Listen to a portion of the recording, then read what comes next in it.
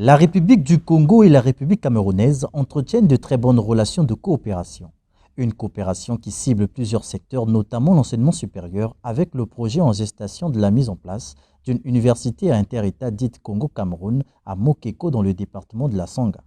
À la tête d'une forte délégation du ministère de l'Enseignement supérieur, de la Recherche scientifique et de l'Innovation technologique, la ministre de tutelle Edith Delphine Emmanuel a séjourné du 5 au 9 décembre à Ouisso dans le département de la Sangha afin de finaliser avec les autorités locales le processus d'acquisition du terrain devant servir à la construction de cette université ainsi que des établissements chargés d'assurer la formation en agroforesterie, l'environnement et en sciences appliquées. Il s'agit d'un site de 117 hectares dont 51 cédés en legs à l'État au village Mbalula dans le district de Mokeko. Le protocole d'accord est ici acté avec le représentant des familles Étienne Melonda en présence du président du conseil départemental de la Sangha Gilbert Mwanda Mwanda.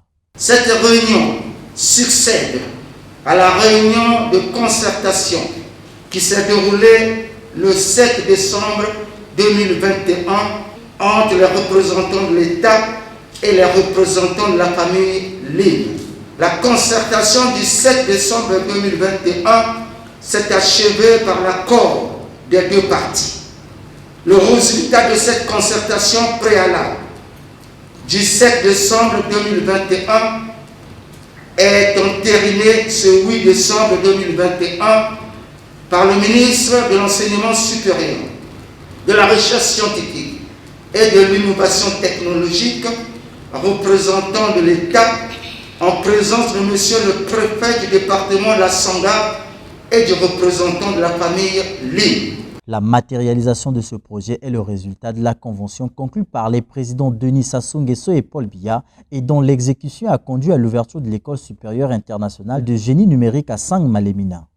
Je voulais d'abord, avant toute chose, peu importer quelque part le résultat de cette concertation, mais je voulais d'abord vous dire que je me suis sentie chez moi dans la Sangha.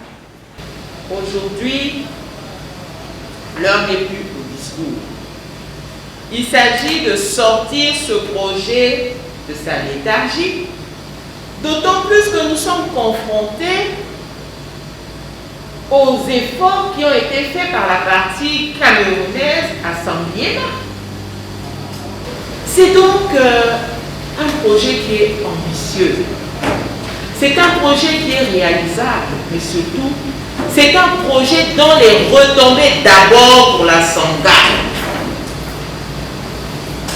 sont indéniables, mais aussi les retombées pour l'ensemble de la République du Congo.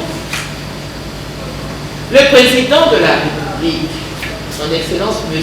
Denis Sassou Nguesso, a fait de la santé et de l'éducation l'une des priorités majeures de son nouveau quinquennat.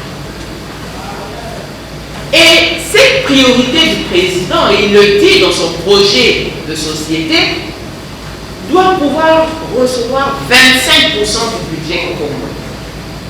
Où est donc l'ambition?